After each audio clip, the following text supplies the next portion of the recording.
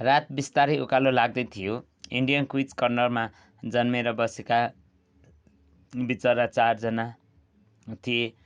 नाम जे भए पनि विदेशी रक्सीको रङ पहेँलो हुन्थ्यो भने सेक्वा भन्ने बित्तिकै जिब्रोमा पानी आउने नै भयो।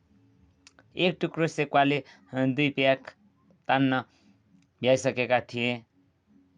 तिनीहरूले चुक भयो, हामीबाट बाहिरियो। चिसोलाई पनि चुनौती दिने स्वरमा ओभरटेक लगाएको उल्टो टाउके भन्ने यो आन्दोलनको हाम्रो मात्र होइन, सिङ्गो मधेसका जनताको हो भनेर हामी कसैलाई विश्वास दिलाउन सकेनौँ। सनाटन्न छायो टेबलमा।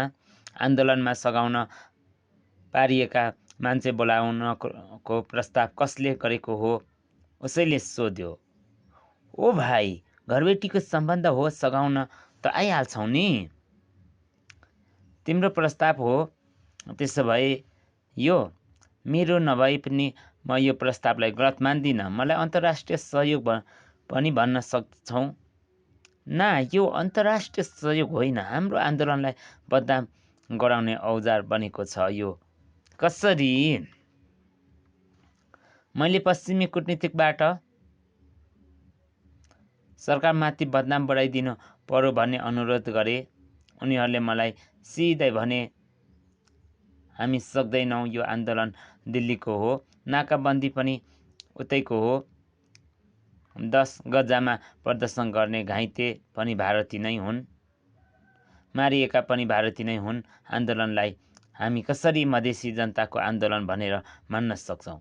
तिमीहरूले भारतको संलग्नता बारेमा प्रष्ट जानकारी नदिएसम्म हामी पक्षधर जाहेर गर्न सक्दैनौँ। अहिलेको स्थिति हाम्रो भनाइ प्रष्ट छ। मिलेर अघि बढौँ। भारत र भारतीय हाम्रा राजनीतिक साथी मात्र होइनन्, हाम्रा आफन्त हुन्, मर्दा पर्दा चाहिने परिवार हुन्। 7 समुद्र पारीका अचिनाहरूले पनि लहै लहै हामी कसरी भारतलाई नबोक भन्न सक्छौँ? गाँठ सानो, अनुहार सोहोरिएर घामले डेकरूपमा फेरिएको एक मान्छेले चर्को थियो। त्यो